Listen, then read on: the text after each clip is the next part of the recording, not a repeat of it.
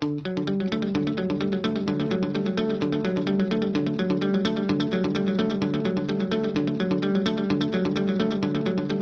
que la jornada de hoy se estructura en 5 mesas, que tienen que ser mesas ágiles. Los tiempos son limitados, nosotros contamos con 1 hora en esta primera mesa y hay 4 relatores y deberíamos de dejar un poco de espacio también, intentar dejar espacio a las preguntas, ¿no? A las dudas que le puedan surgir a los asistentes. Así que, bueno, no voy a ser como en la ceremonia de los Goya, pero os voy a cortar un poquito, ¿vale? Presentar muy brevemente la mesa, ¿no? Nos toca hablar del diagnóstico, o sea, se van a poner encima datos. Lo que trataremos es de hablar de cuál es la situación real, cuál es la fotografía del tema de vivienda en el territorio de la Ribeira Sacra. Y muy brevemente voy a ir presentando a los ponentes, a los relatores, para que sepáis un poco, porque vienen de distintos ámbitos y cada uno va a aportar un punto de vista. Entonces creo que es importante que sepáis quiénes son y cuál es su objetivo en esta jornada, ¿vale? En primer lugar, bueno, voy a seguir el orden, si os parece, ¿sí? En primer lugar, contamos con la presencia de Ramón Álvarez, es un arquitecto con despacho en Madrid, pero también con despacho en Galicia, ¿vale? Centra su actividad profesional en el ámbito de la vivienda y en el ámbito hotelero, dentro y fuera del territorio nacional, y, cuenta con una destacable experiencia en el ámbito de la vivienda, tanto unifamiliar, de obra nueva como de rehabilitación, y además cuenta con experiencia en el sur de la provincia de Lugo, es decir, está en el territorio, ¿vale? Ramón va a exponernos datos del territorio en cuanto a población, edad, tipología de vivienda, etcétera, y nos va a trasladar, por supuesto, su experiencia como arquitecto en relación a la vivienda privada en esta zona. Ya en segundo lugar nos acompaña Carmen José, que es la directora territorial de la Consellería de Empleo, Comercio e Inmigración en Lugo. Bueno, Carmen es licenciada de Derechos, investigadora del Centro de Estudios Cooperativos de la USC y cuenta con una amplia experiencia en el asesoramiento jurídico institucional y también, previamente a su papel institucional, ha desempeñado un papel muy activo en el ecosistema del empresariado gallego. De hecho, ha sido empresaria de AGE Galicia. Carmen, está aquí como directora territorial y, por lo tanto, nos va a aportar un punto de vista más institucional sobre la problemática de la vivienda en la Ribeira Sacra. En tercer lugar, nos acompaña Juan José López, él es licenciado en Derecho y es notario con plaza en Sarria. Juan, sin duda, por su actividad profesional, conoce bien la problemática de la vivienda en los pueblos y en las villas y va a centrar su intervención en los impedimentos a la fijación de la población en el rural, en la adaptación de la base territorial a la dimensión actual de las explotaciones y en la concentración de población en villas y ciudades, ¿vale? Y ya en cuarto lugar contamos con la presencia de Jorge Morado, es experto en sistemas, talento y crecimiento de negocios, cofundador de Rural Valley, fundador y CEO de Morado Company, que es una entidad orientada a escalar empresas de impacto social y que está aplicando esta visión operativa en el ámbito del emprendimiento rural, que esto también es sumamente importante. Jorge va a intervenir en la mesa para tratar de explicarnos cómo identificar la demanda en el talento y en las oportunidades. Es un primer elemento motivador para resolver también los problemas de la vivienda en lo rural y cómo es la visión de Rural Valley sobre esta problemática y cuál es su propuesta al respecto. Entiendo que esta va a ser un poco la intervención. Insisto, contamos con 60 minutos, os voy a pedir intervenciones ajustadas al tiempo y dejar tiempo para el debate. Entonces, si te parece, ya podemos comenzar. Vale, vamos.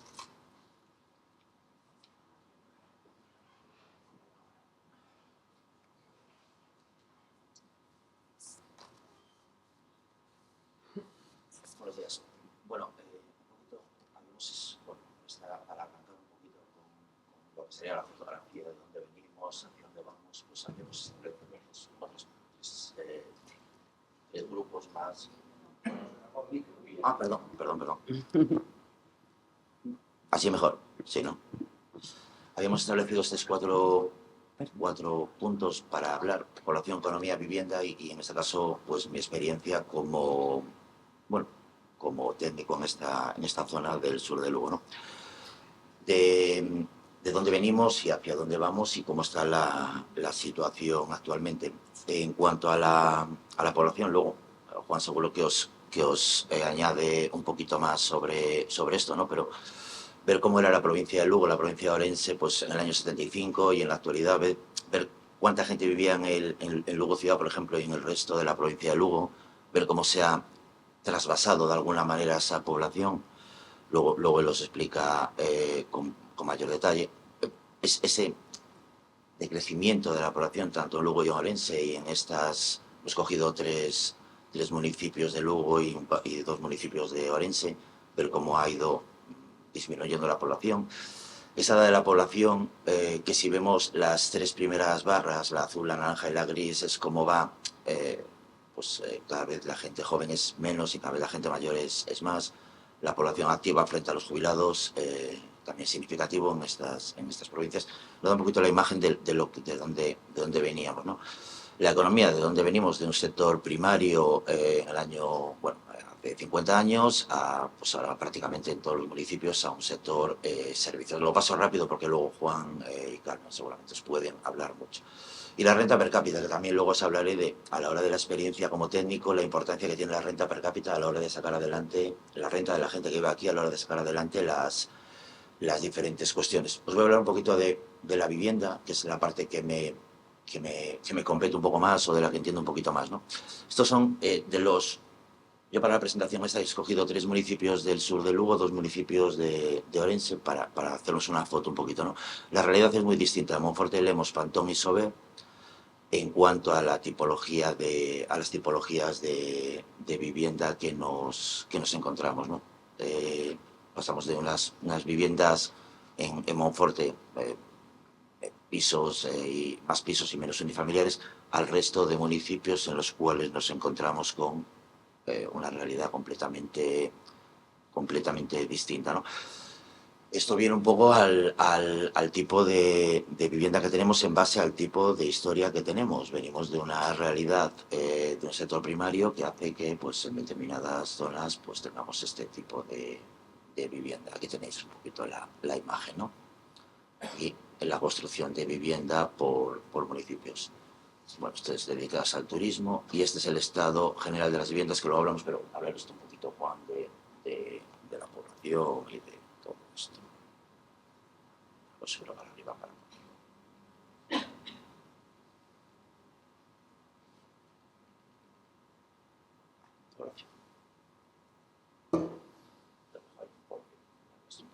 de la población.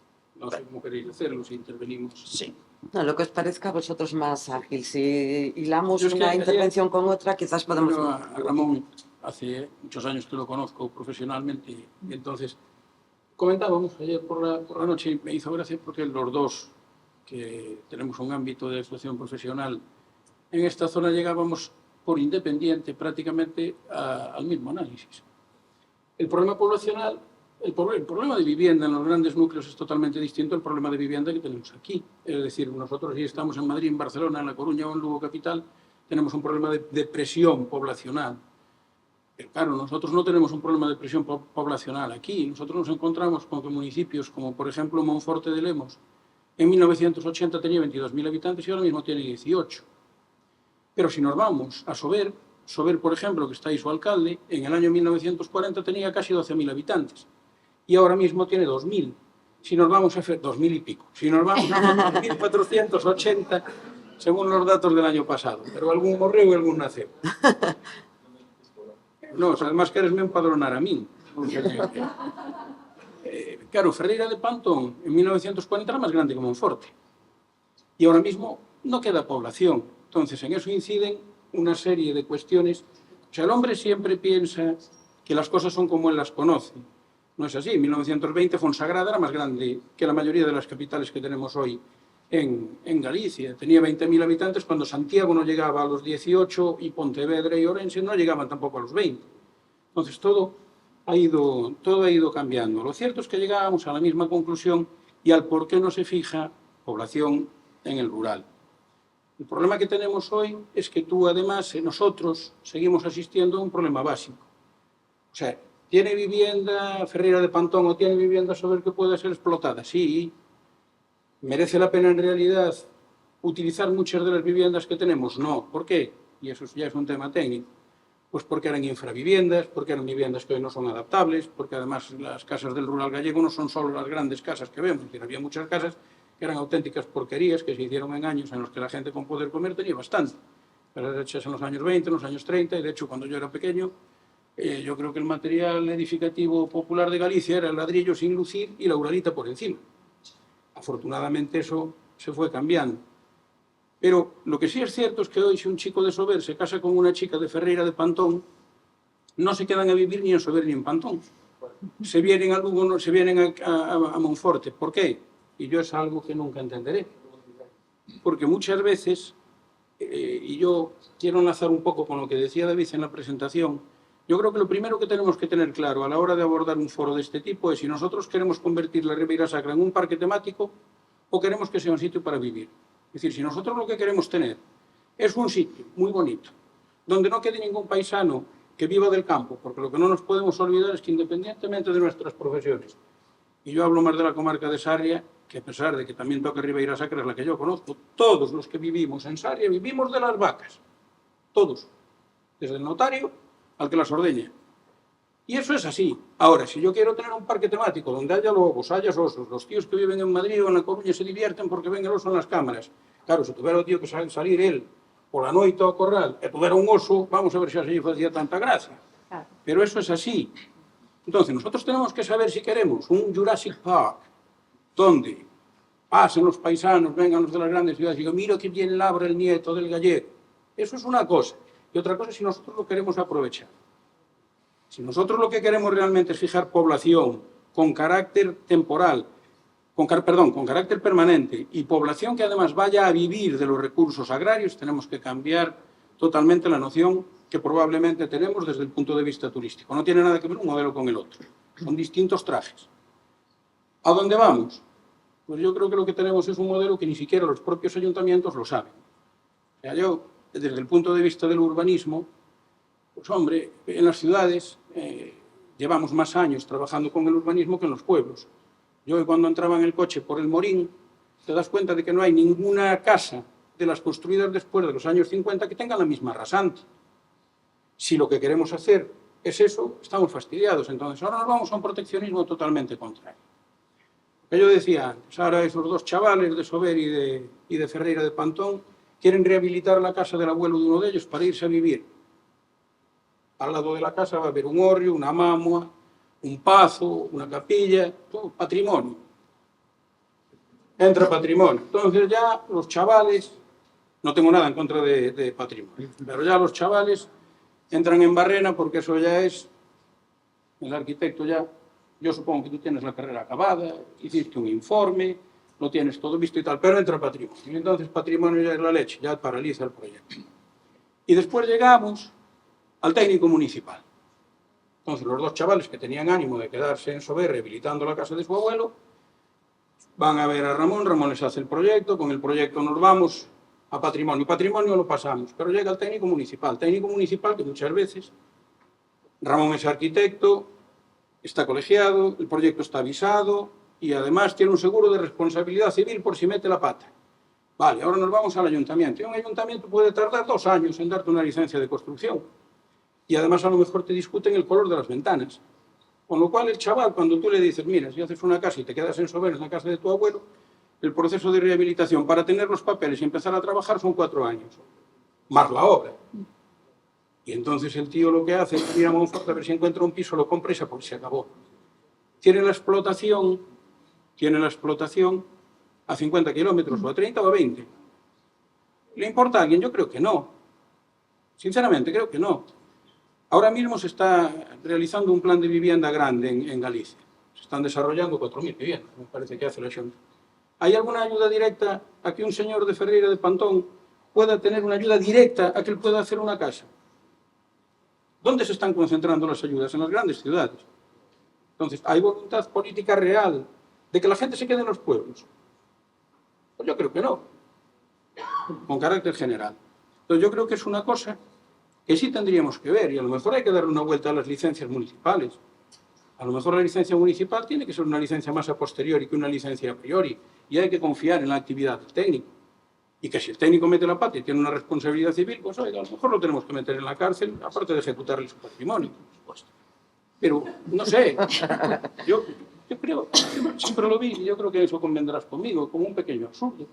Tú sabes que muchas veces el que revisa tu actividad, efectivamente, ¿no? Pero la mayoría de las veces tu actividad la revisan incluso profesionales que tienen menor catalogación técnica que tú. Entonces, no es entendible. Y para seguir, yo creo que además, yo lo hablaba con Severino el día que me propuso venir aquí, si teníamos algo que decir.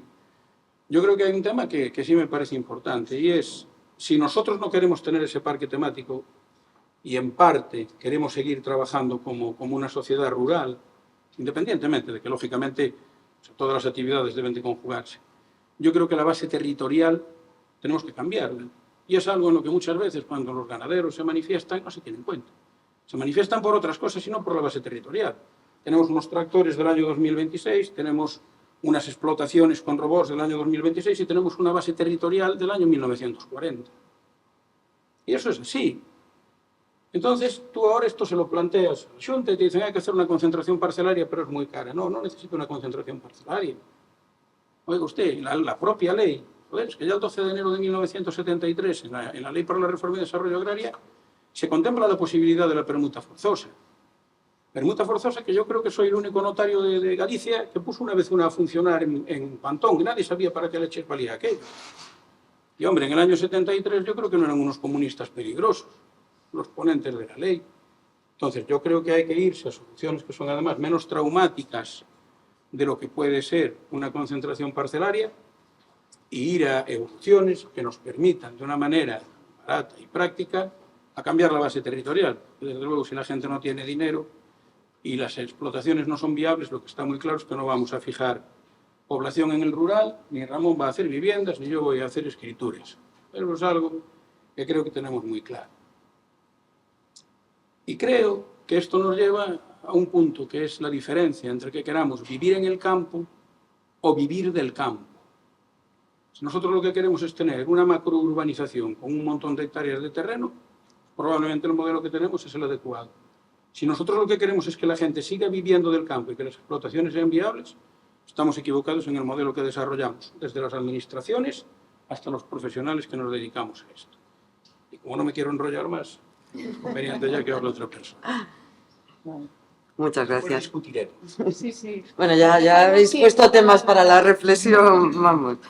Carmen, si te Sí. parece, continúas. Sí, bueno, buenos días a todos y a todas. En primer lugar, gracias a la Asociación Ribeira Sacra Nés, porque además siempre nos invita pues, a reflexionar, a hacer este diagnóstico que es tan necesario para poder determinar y afrontar pues, cuáles son los retos que tenemos ahora mismo. Y sí que es cierto que ya en actividades previas también de Ribeira Sacra Nés pues, se puso de manifiesto, tal y como decíais antes y decía también Severino, que uno de ellos es el transporte, pero otro de ellos es la vivienda. Y a mí sí que hoy me gustaría que quedase una idea clara desde el punto de vista de lo que es el empleo. Es decir, hoy en día, empleo y vivienda son dos caras prácticamente de la misma moneda. No podemos plantear políticas activas de empleo sin tener en cuenta que tenemos pues, una problemática a la hora de ofrecer soluciones habitacionales. Es decir, nosotros desde la parte de empleo, desde la Consellería, pues podemos ofrecer formación, podemos atraer talento, porque efectivamente pues, estamos con políticas activas para intentar pues, ese retorno de gente que está fuera, de descendientes de gallegos que además tienen la nacionalidad y quieren hacer, muchos de ellos, por su proyecto de vida en Galicia. Podemos hacer todo eso, pero si no tenemos la capacidad de poder ofrecer vivienda para que esa gente pueda establecerse aquí, pues realmente todo el resto de políticas que se puedan hacer carecen un poco de sentido o, no, o son totalmente insuficientes. Es decir, hay gente que quiere venir, hay vivienda vacía, pero necesitamos casar esas dos cuestiones.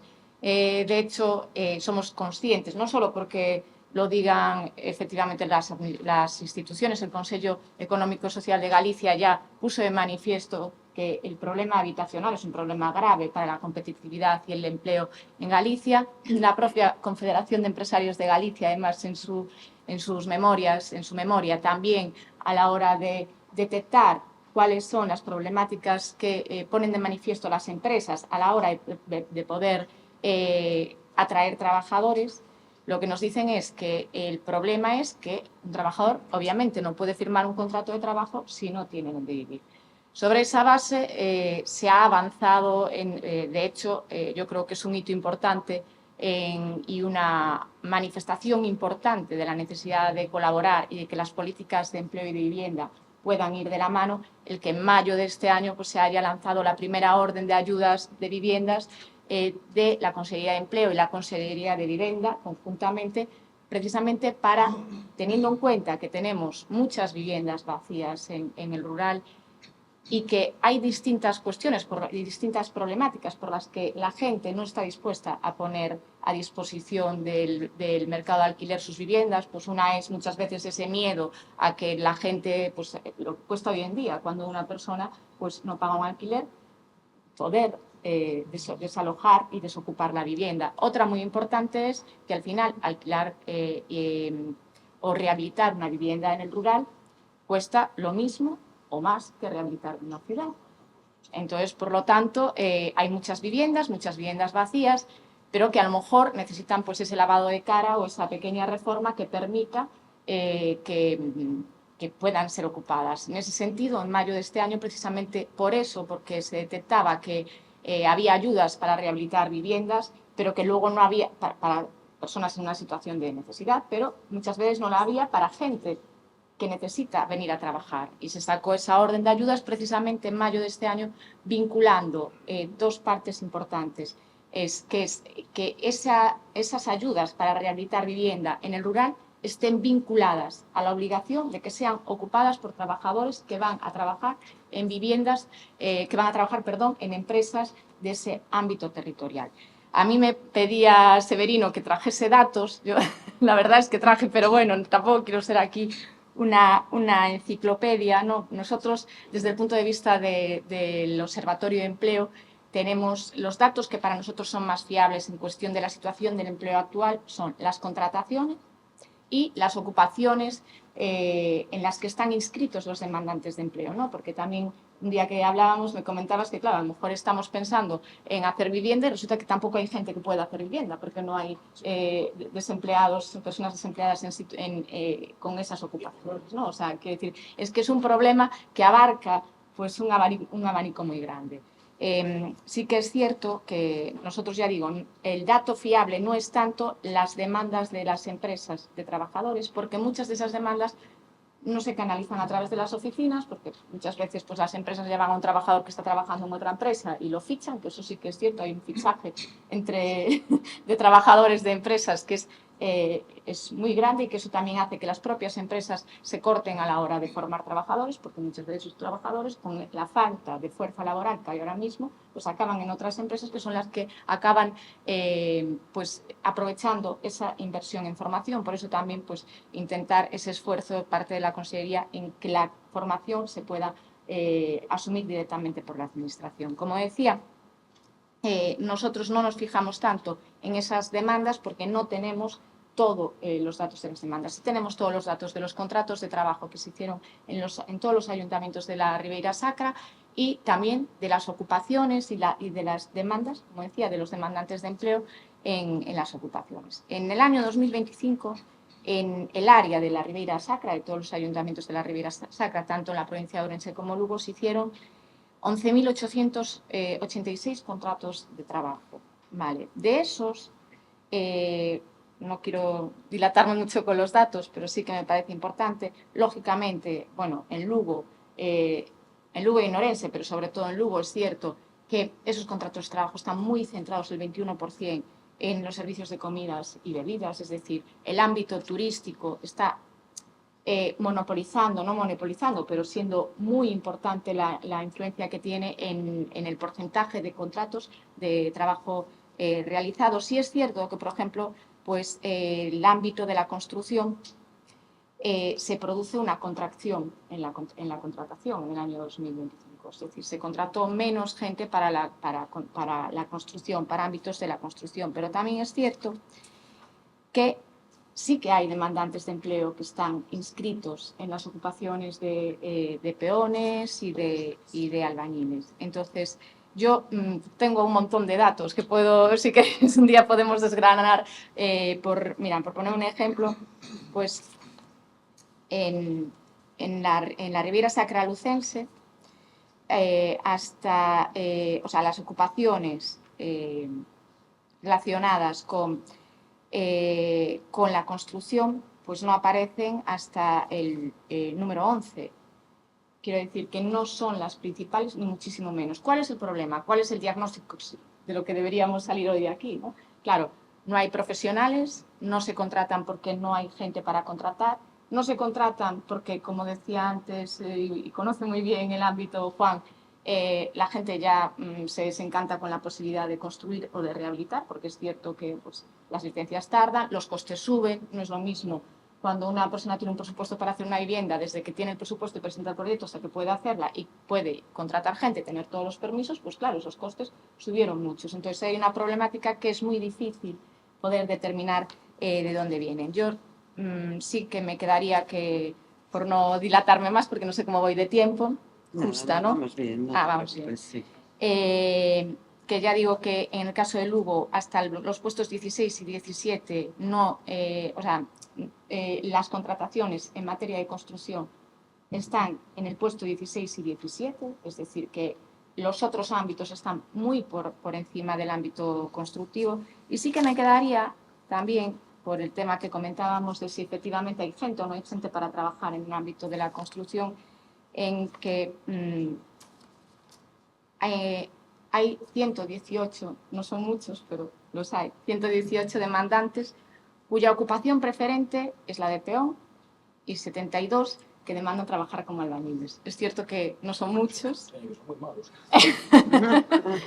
También trabajar ahora mismo son muy malos. Hay que aclarar una cosa, que estén inscritos como demandantes de empleo no quiere decir que hoy en día, cuando hay una oferta, porque a mí sí que me consta que hay ofertas de empleo, no quiere decir que acepten esas ofertas. Y tenemos una problemática importante, que es que tal y como está hoy en día la ley estatal, pues es muy difícil poder quitarle a alguien la prestación porque no acepta una oferta de trabajo.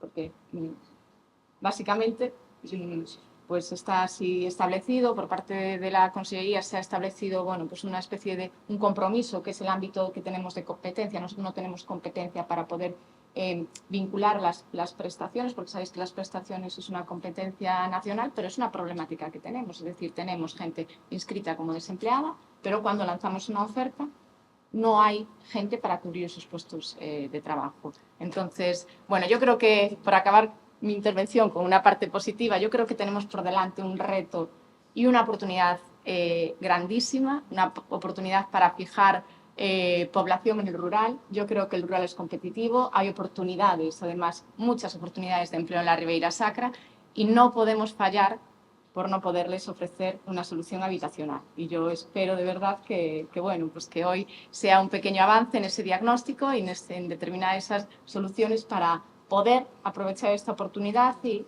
pues atraer gente y poder fijarla en el territorio rural. Gracias, Carmen. Bueno, ahora ya damos paso al último ponente, a Jorge, y así ya nos queda tiempo para el debate. Buenísimo. Al debate, si quieres. Sí. Aquí, que te oigamos. Muchas gracias. Pues bueno, lo primero, es un placer estar rodeado de gente tan profesional, o sea que muchísimas gracias también a la Ribeira Sacra Next por habernos invitado. Pero bueno, también es una gran responsabilidad, ¿no? el que sea una mesa de tanto nivel. Entonces, por dar un poco de contexto,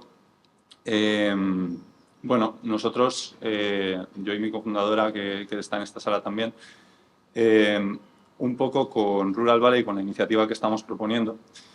Esto viene a raíz de que cuando Juan Carlos de Aldealista, que también es conocido por aquí, ganó la última competición de impacto positivo más grande que se celebra en España, él decidió hacer un homenaje, ¿no?, al sitio donde vive, a San Juan de Río, trayendo a 100 emprendedores que estuvimos allí durante un fin de semana para identificar precisamente cuáles eran las problemáticas de habitabilidad y de transporte y cómo solucionarlas.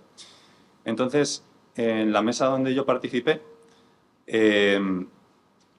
un poco el pensamiento, la narrativa era, ok, tenemos que solucionar todo esto, pero creo que hay un problema anterior que es cómo generamos demanda para que todos esos servicios se den, ¿no? Que es una cosa que también hemos tocado aquí. Entonces, con perdón de mi francés, pero ¿cómo volvemos a hacer el rural sexy otra vez, ¿no? ¿Cómo hacemos que esto sea un sitio atractivo, que se puedan generar oportunidades, que se puedan generar sinergias y que no sea solo para un fin de semana, sino que encontremos soluciones a largo plazo? En ese sentido, pues es de sobra conocido que la administración, la legislación, la fiscalidad española quizá no son las más amables en cuestión de temas de innovación y demás, aunque yo sí que creo que se está abriendo camino en esa dirección y que estamos avanzando progresivamente hacia ello. Pero bueno, en concreto en San Joan, donde nosotros estamos proponiendo esta iniciativa, que lo que pretende es pues traer a 30 emprendedores, tanto nacionales como internacionales, para que puedan desarrollar sus iniciativas en un programa de incubación de 1 año y tener una residencia que además sea sinérgica también a nivel social con todas las necesidades de, en este caso, San Joan del Río, que es donde lo estamos planteando, pero que luego sea extensible a toda la Ribera Sacra y, por qué no, a otros lugares también. Crear un modelo en el que tenga cabida pues, la colaboración y la sinergia de las entidades públicas, las entidades privadas, las entidades educativas, porque creemos que es el único camino para que todo esto vaya adelante, ¿no? Algunas de las preguntas que nosotros hemos tenido que hacernos y que en cierta medida todavía estamos resolviendo es cómo conseguimos solucionar los bloqueos que nos estamos encontrando, ¿no? en los diferentes sitios. Tenemos que resolver el tema de atracción de talento, tenemos que resolver el tema de atracción de inversión de capital, tanto nacional como extranjero como público. Tenemos que resolver el problema de construcción, porque nosotros ahora mismo, afortunadamente, contamos con un espacio de 12 hectáreas en el que ya hay una infraestructura, pero que tiene que ser rehabilitada en su totalidad. Y, como bien decíais, el poder atraer talento cualificado para ejecutar todas esas obras, pues es difícil, ¿no? Porque también esa gente necesita dormir en algún sitio y necesita vivir y necesita tener ciertas garantías. Entonces, nosotros desde Rural Valley lo que estamos intentando es dar una respuesta a todas esas cosas. Estamos contactando con empresas nacionales para ver otras alternativas, como pueden ser modelos de construcción modular sostenible, que nos permitan tener por lo menos una prueba piloto donde poder acomodar a las primeras personas hasta que podamos avanzar con ese concepto. Y sobre todo lo que queremos generar son casos de éxito que nos permitan validar que el rural es un sitio atractivo para generar demanda de empleo, demanda de talento, para que la gente se desarrolle, para que se puedan incluso llevar y liderar iniciativas de I+D+I que luego puedan repercutir tanto a las zonas rurales como a las zonas urbanas como al ecosistema en su conjunto. Y para esto, la verdad es que afortunadamente estamos contando con muchísimo apoyo, por ejemplo, del alcalde de San Joan de Río, que además también ya tenemos ciertas iniciativas, como por ejemplo Kia ha donado algunos coches, bueno, ha llegado a un acuerdo para facilitar algunos coches para solucionar en cierta medida el problema de transporte. Entonces, vemos que hay un interés por parte del mundo privado también en que todas estas iniciativas salgan. Pero, por supuesto, a nivel de datos duros, no me voy a meter porque creo que en eso tenéis sobrada experiencia, pero poniendo el ejemplo concreto de San Joan, era un sitio donde en su día llegó a albergar a 2.500 personas, hoy en día viven 500. Entonces, ¿cómo revertimos esa situación, ¿no? ¿Cómo podemos hacer que vuelva a incrementarse y bueno, y que la gente quiera generar vida allí, que no solo sea estar de paso? Entonces, nosotros estamos poniendo toda nuestra intención en dar una respuesta a todas estas preguntas y que cuando se vayan generando nuevas preguntas, pues podamos tener el lugar para abordarlas. En ese sentido, los polos de emprendimiento de aquí de Galicia han sido una gran ayuda. Como decíamos, ¿no? O sea, aquí hay una representación de la Consellería de Empleo, también estábamos hablando de hablar directamente con la Consellería de Vivienda cuando saquemos de aquí alguna iniciativa para ejecutarla y para que no se quede en una idea, que eso me parece extremadamente importante. Entonces, yo creo que la voluntad está por todas las partes, ahora hay que hacer que tenga sentido. Y creemos que hay una oportunidad muy buena porque la gente de las grandes ciudades está muy saturada, porque también vivir en una gran ciudad tampoco es algo súper fácil hoy en día, por tema de costes de vida, calidad de vida, horas de desplazamiento, de transporte. Entonces, lo que estamos viendo es que hay una tendencia natural a volver al rural. Y aquí, concretamente, en la Ribera Sacra, creemos que hay muchísimos elementos que son muy favorables para que todo eso se pueda ir dando. Muchas gracias. Bueno, se acabaron las intervenciones programadas, ahora empieza el debate. Bueno, os invito a que hagáis cualquier tipo de pregunta, pero así, viendo un poco, han surgido muchos temas ya, ¿no? Quizás a lo mejor no... parece que sí que hay una tendencia a la vuelta al rural, que ahí sí que tenemos una parte ganada en el sentido de que hay gente que quiere volver al rural, hay gente joven que quiere hacer su proyecto de vida en el rural, eso es una parte buena, ¿no? Para lo que estamos hablando. Quizás a lo mejor aquí ha surgido ya el tema, ya en esta primera mesa, que es desde mi punto de vista la madre del cordero, que es hacia qué modelo queremos dirigirnos, ¿no? Que lo apuntaba un poco Juan. Que va a ser un poco el centro de todo porque habrá muchas patas que salen se resolverán resolviendo esa pregunta. Yo como un apunte digo, ya sé que vosotros sois los expertos, ¿no? En tema de vivienda, comparar territorios quizás sea un poco complicado, ¿no? Pero, por ejemplo, a lo mejor no es muy interesante desoír las voces, por ejemplo, de muchas empresas que están ubicadas en el Camino de Santiago y que ya están transmitiendo a gritos que están viviendo una tensión habitacional absolutamente insoportable y que tiene un impacto directo a la hora de atraer y retener talento. No hablamos de grandes empresas, o sea, el rural es lo que es también, ¿no? Es que te hablo de la panadería de Palas de Rey, que para poder contratar a 2 personas que necesita, les tiene que buscar una solución habitacional fuera de la localidad, ¿vale? La tiene que buscar ella, esa panadería, y buscarla fuera de la localidad. Digo que hay cosas ya avanzadas en cuanto a qué modelo se ha ido, que también nos deberían de hacer reflexionar. Bueno, ya dejo el debate en vuestras manos. Yo creo que es una solución muy sencilla. O sea, en Sarria, el Plan General de Ordenación Urbana que tenemos, ¿de qué año es? El 86, la última reforma. Claro, entonces, tú te vas, por ejemplo, a pueblos en Gran Bretaña, en Alemania, en otros sitios, Thirsk, un pueblo en el norte, en Yorkshire. Tú llegas a Thirsk, que es un pueblo de 12.000 habitantes, y resulta que Thirsk tiene, primero, zonas de aparcamiento. Ostras, eso aquí prácticamente es impensable, porque aquí pensamos que nos movemos en burro. Y entonces resulta que el señor que viene a buscar un saco de millo para as pitas, ven no coche, que non ven a pé. Porque o tío ven facer a compra. Nosotros al final somos Monforte, Sarria, Villalba, somos cabeceras de comarcas rurales. Palas. ¿De qué vivimos? Coño, de la gente que está alrededor que cae a nosotros. ¿Tenemos posibilidad de que aparquen los tíos? No, le ponemos todos los impedimentos posibles a ver si se va a una gran área a comprar. Eso es así. Y la gente somos cómodos. O sea, ¿por qué triunfaron las grandes áreas? ¿Y por qué triunfó después Amazon? Porque nos traen la cosa a nuestra casa. No tenemos que desplazarnos, con lo cual somos comodísimos y no nos llueve encima. Pero, ¿vosotros creéis realmente que con un plan general urbano que tiene Sarria de 1986, o sea, estás en Thirsk y tú ves de repente que tienen zonas nuevas de chalés, de las casitas estas iguales que hacen ellos, separadas, unifamiliares, tal, y tienen 10.000, 12.000, 13.000 habitantes y siguen creciendo.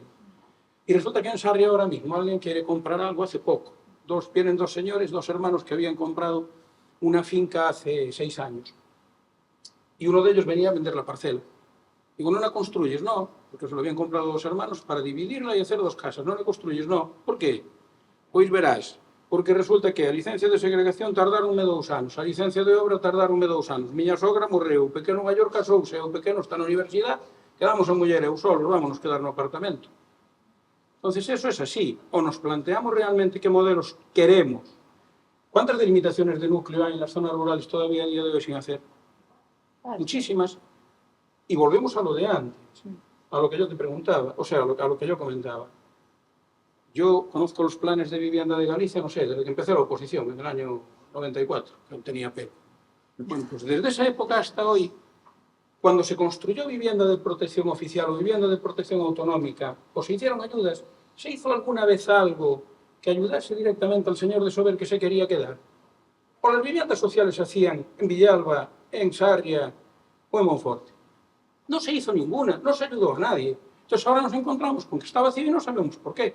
Pues muy sencillo, porque llevamos 40 años echando a la gente de los pueblos y la seguimos echando. O sea, el otro día unos vecinos míos de Cospeito, que veo ahí además a Fidel, que es vecino mío, quieren rehabilitar la casa de su abuelo y se encuentran con que les dicen eso, lo que os comentaba antes, es que el proyecto mínimo, 4 años. ¿Qué hizo? Dejarlo y marcharse a vivir a Villalba, compró un piso en Villalba. Y no sabemos por qué se va la gente. Oiga, Cospeito tenía 15.000 habitantes, no llega a 5. ¿Queremos que venga gente? Sí, queremos que venga gente. Yo no tengo ningún problema en que venga el que quiera. Considero que la libertad de movimiento es estupenda. Pero yo creo que lo primero que tenemos que hacer es retener a los pocos que quedan. Salvo que realmente lo que los políticos queráis, vamos a condicionarlo, sea que no quede nadie en los pueblos, concentrar a la gente en las villas y en las ciudades, donde la prestación de servicios es mucho más barata, y el último que apague la luz. Y entonces sí, que ya lo convertimos en un parque temático, o nos vamos con el cochecito que va por ahí con los tal teledirigido para que no lo lleve nadie, y somos todos súper felices, porque tendremos un espacio mega guay. Yo no sé si eso es lo que realmente queremos, eso ya es un tema político. Tú hablabas antes de contratos y de asegurados. Dentro de tu consellería, que seguramente es un dato que conoces, dentro de lo que es la población en la provincia de Lugo, ¿qué población directa tienen las explotaciones agrícolas en relación al total de la masa que trabaja? Bueno, el dato ahora no lo tengo, pero lo localizo, claro. No, es que a mí es algo que me gustaría saber, porque estamos hablando de un montón de cosas, pero vámonos a la comarca de la Ribeira Sacra. ¿Cuánta gente sigue viviendo a día de hoy de la agricultura? ¿Cuánta gente contrata la agricultura? Porque yo tengo clientes con 10, 12, 14 empleados, casi todos pakistaníes, de Ghana, Senegal. ¿Cuántos? Entonces lo que tenemos que saber también es, en relación a los pesos de la gente que viene y en relación a los pesos económicos, ¿a qué estamos atendiendo y a qué no? El otro día un político hacía una consideración en la prensa que era buenísima. Dice, no, es que se han cerrado 15.000 explotaciones en Galicia en los últimos 20 años. Sí, pero producimos 3 veces más. Claro, cando eu era pequeno, o mercador era o ganadeiro máis grande do Salto e tiña 7 vacas. Hoxe non lle recollerían a leite. Entonces, claro, es que esto en los últimos 40 años cambió. La producción, la base territorial, no, seguimos teniendo la misma. Entonces, yo creo que realmente los políticos hay que achuchar, o sea, yo lo digo muchas veces con el tema constructivo. Tema constructivo con el técnico municipal, el secretario, no sé qué. Esto nos pasa hoy, que estamos aborregados. Esto na época de meu abuelo, vamos, que imaba o ayuntamiento, pues señor dentro. Este non me vai deixar construir aquí. Entonces, estamos aborregados, estamos adocenados. Y la tenencia de la tierra ahora mismo, a la hora de construir, vivimos en una total dictadura, donde el ayuntamiento y sobre todo los técnicos son los que establecen lo que un señor puede hacer o no dentro de un determinado territorio. O sea, es una auténtica locura, es kafkiana. Pero estamos en una espiral que nos lleva a que no se quede nadie en el rural. Realmente lo que queréis hacer es que la gente toda se concentre en villas y ciudades. Coño, decidlo. Prohibir las licencias de construcción y entonces es mucho más sencillo. Nos vamos, hacemos edificios todos, cerramos los pueblos y hasta cuando haya incendios no nos preocupa que pueda arder, lo único que pasa es que se quema la maleza. Y eso yo creo que es lo que verdaderamente deberíamos de acabar planteando. A ver, yo creo, estoy convencida de ello, que desde el punto de vista político la intención, lógicamente, es poder asentar población en el rural. Ya solo, aunque no quieras creerlo o no, ya por una cuestión práctica, hoy en día el mayor problema que hay en Galicia y el mayor problema que hay a nivel medioambiental con el tema de los incendios es el abandono. Es decir, no arde un monte que está trabajado y no está abandonado. Por lo tanto, yo creo que coger y decir que si hay una pretensión de concentrar a la gente en las villas o en las ciudades, hombre, yo creo que que la voluntad política es totalmente la contraria y lo que se está es intentando fijar y atraer esa población al rural. Que queda mucho por hacer y lógicamente comentabas tú ahí el tema de Sarria, como yo soy de Sarria, pues me toca especialmente el tema, pues es que en Sarria, por ejemplo, tenemos zonas de expansión natural de Sarria, que hoy en día la gente quiere construir allí y no puede construir. y vienen y dicen, no, es que en la parcela de al lado están construyendo una casa, pero es que yo justo el núcleo me llega hasta aquí y yo no puedo construir. Eso no podemos estar frenando cuando el mayor problema que tenemos ahora mismo es que el territorio se abandona. ¿Por qué? Porque ya a nivel de la administración tiene un coste, es decir, porque al final los servicios los tienes que llevar igual. Y lógicamente, cuanto más abandonado esté, más coste. Y los cabezazos que te das tú contra el muro de la administración cada vez que quieres hacer un proyecto. El tema, yo creo que es el siguiente. Y aquí, compañero, ¿no? Ahora sí, ¿no? Perfecto. Digo que el tema, ya que hay compañeros de profesión y se encontrarán con el mismo problema. El problema es para el cliente privado, la suma de problemas. Es decir, el cliente privado se venía encontrando con los problemas de administración, de tiempos, tal. Vale. El cliente se venía encontrando con los tiempos propios nuestros de redactar un proyecto y de llegar a un acuerdo. Bien, el cliente ahora se encuentra con que una rehabilitación puede costar más que una obra nueva. Venga, vale, bien. Pero el cliente ahora también se encuentra con que es que no encuentro quien me haga la casa después de todo esto. Entonces ya dice, mal, porque es que voy tragando, pero con todo no doy. Es decir, puedo hacer que me retranque tantos metros, puedo pedir permisos hidrográficos a Patrimonio, a Camino de Santiago, a todo. Puedo esperar, puedo tragar con lo que el hábitat o el código técnico, venga, lo asumo. Puedo pedir una hipoteca que me va a llevar a 35 años vista, lo asumo. Pero es que ahora que tengo todo eso, no tengo quien me haga la casa. Entonces, claro, el cliente dice, no, mira, es que como a nosotros como arquitectos nos da la sensación, y muchos compañeros es compartida esta opinión, de que en cierta medida cuando cogemos un encargo, o le contamos directamente esto al cliente, o si no, nos da la sensación de como que lo engañamos. Oye, yo es que este tío le voy a meter en un embolado de 4 años para que tenga una casa que va a pagar en 35, y como le cuento yo, que hay que esperar 6 meses por hidrográficas, o que hay que esperar no sé cuánto por... Es decir, bueno, eso o lo que fuese, o lo que fuese. Claro, sí, claro, es decir, vamos a ponernos positivos. Pero luego cuando acaba todo esto y le damos la licencia, dice, bueno, es que no encuentro quien me haga la obra. Y es que yo hace 10 años salía de una empresa de construcción, que hay alguna, de la que salí hace poco, en la cual cuando salía les llevaba un proyecto para que presupuestase, me decían, oye, muchas gracias por traernos esto. Y últimamente salgo yo dando las gracias, porque me atiendan. O le buscamos una solución, es así, es tal cual, es tal cual. Entonces, o le buscamos una solución a esto, o el cliente, ya hablo del cliente privado, hay que ayudar a la gente, hay que ayudar a que se quede, porque es que si no, no se queda. Eso es la percepción que tengo yo desde mi pequeña parcelita, pero es lo que veo todos los días, y eso es la forma de asentar a la gente. Hay otra pata, que también lo tengo, cliente de Madrid, con una capacidad económica muy potente, que le dices que espere 3 años por su casa, le da igual. Pero no estamos hablando de ese, estamos hablando del otro, claro. Claro, sí. El tema previo. No solamente ese tema, el tema de gestionar las parcelas, documentación, catastro, registro y todo lo previo. Bueno, es que el catastro...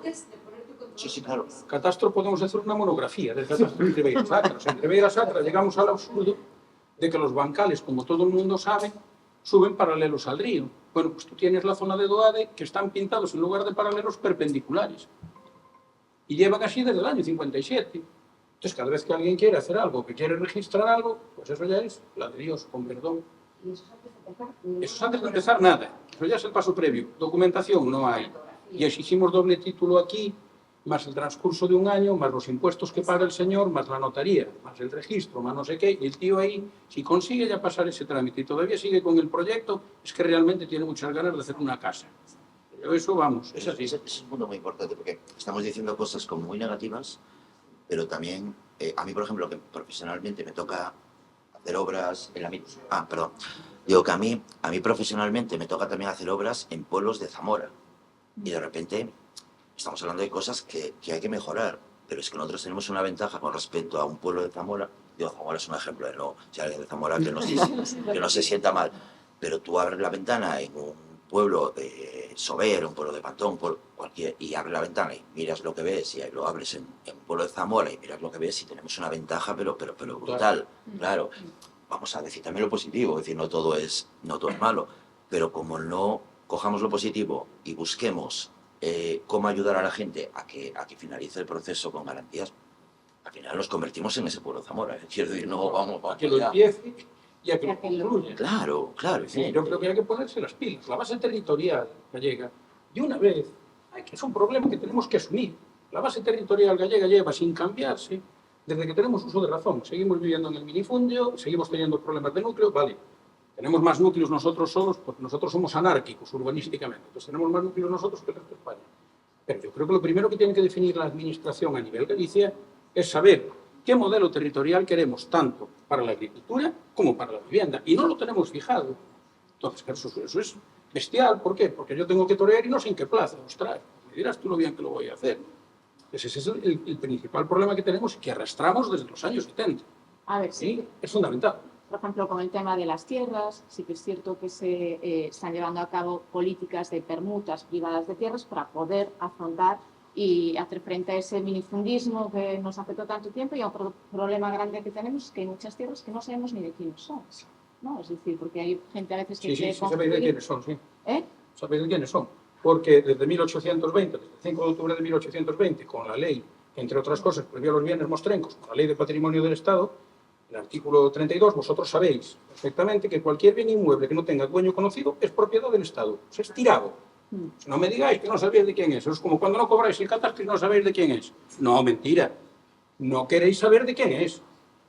¿Podéis saber de quién es? Hombre, te diré. Tenéis una ley que os dice todo bien inmueble nunca puede haber bienes vacantes en España. Está prohibido. Todo bien inmueble vacante pertenece al Estado. Ojo, la ley no es reciente. 5 de octubre de 1820. Ostras. Entonces, no se hace porque no hay voluntad. ¿Por qué? Porque muchas veces el decirle a un señor, yo soy notario, este señor es agricultor profesional y yo tengo una finca en el medio de su propiedad y la ley te dice, si usted tiene más del 60% de linderos, puede cambiarlo. 73. Yo creo que el caudillo no era un comunista peligroso a la hora de retener nada. ¿Qué te hace? Mire, usted, la propiedad agraria no es una propiedad pensada para especular, es una propiedad pensada para producir. Por tanto, como usted lo que tiene es 545 metros un ferrado de tierra, lo que hay que hacer es que eso lo vamos a cambiar de aquí a aquí. ¿Eso es difícil? No. ¿Qué hay que hacer? Probablemente antes se exigía el 60%. Pues a lo mejor lo que hay que exigir es la mera colindancia. Y lo que hay que hacer es un proceso administrativo sencillo, donde tú tengas un informe técnico que diga, efectivamente, José Luis está aquí en el medio, con una finca tocando las narices, hay que moverlo. ¿Eso se hace? No. ¿Eso se difunde? No. ¿Por qué? Que me lo expliquen. No, nos vamos a un procedimiento de concentración parcelaria. Deforestamos la parroquia. Yo me acuerdo cuando se hizo en la mía. Tenía 15 años y pelo. Cuando tenía 35 nos entregaron los títulos de propiedad. Os que cultivaban a terra, cando empezaron xa non quedaba un vivo. Morreran todos. Entonces haces una concentración parcelaria vacía. ¿Por qué? Porque cuando llegas a entregar las tierras no tiene significado, no queda ya quien las trabaja.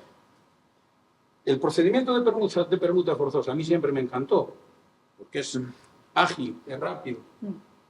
No se hace. O sea, yo os digo, yo hice una vez una Ferreira de Pantón y aquello fue una cosa, vamos, no me sacaron un periódico de milagro. Si es que, oiga, lo tiene la ley del 73, es tan difícil. Pero hubo medidas incluso más recientes en materia de explotación agraria. No, y el alcalde de Friol, que es un tío que tiene una explotación y que conoce el rural, las promueve. Claro, pero es que a lo mejor lo que tiene que hacer la Xunta es tomar el toro por los cuernos y hacerlo con carácter general en todos los sitios donde vivimos de las vacas. Y que no sea el alcalde de un pueblo de 2.000 habitantes el que tenga que pegarse con los vecinos para sacarlo adelante. De hecho, eso demuestra que cuando se quiere hacer, se puede. Claro, pero vamos a ver, el mecanismo está ahí. Luego, a nivel territorial, también los ayuntamientos tienen un conocimiento mucho más concreto. Porque Pantón, bueno, digo Pantón y señaló Sober, porque Pantón no está. Pero no, seguro que, bueno, luego lo contaremos, que estará encantado de que hayas referenciado a Pantón aquí. Pero bueno, es decir, las herramientas las hay. Ahora, no puedes tampoco pretender que a nivel, no podemos pretender, el conocimiento que tiene el territorio lo tiene mucho más a nivel local, la administración local, en la administración autonómica, que no puede venir a decirle... Si yo no estoy echando la culpa a la administración autonómica. Quiero decir, parecía. La administración autonómica lo que sí puede es legislar. Claro, pero eso, las herramientas están ahí. Y el ayuntamiento y no puede. el mecanismo está ahí. Es decir, hoy en día, como tú decías, se puede hacer. Entonces, ahora sí que tiene que haber una labor activa, igual que hizo Friol, de que los ayuntamientos, que son los que conocen perfectamente, los que legislan a nivel de normas urbanísticas en su territorio y los que conocen precisamente y perfectamente, porque yo estoy convencida de que si mañana viene la Junta y coge y dice, no, aquí voy a organizar territorialmente el ayuntamiento de Monforte de Lemos. No, pero si no necesitas que lo hagas tú, lo único que necesitas es que en lugar de exigir el 60% o la parcela enclavada, yo tengo muchos clientes que cuando tú le dices al tío, mira, pero é que este se non che quere cambiar, tómalo moi fácil. Botámoslo fora. Eso como se fai. Pois isto verás, é que hai unha lei, canto no tes tú? Entón resulta que o tío, en vez de ter o 60, ten o 55.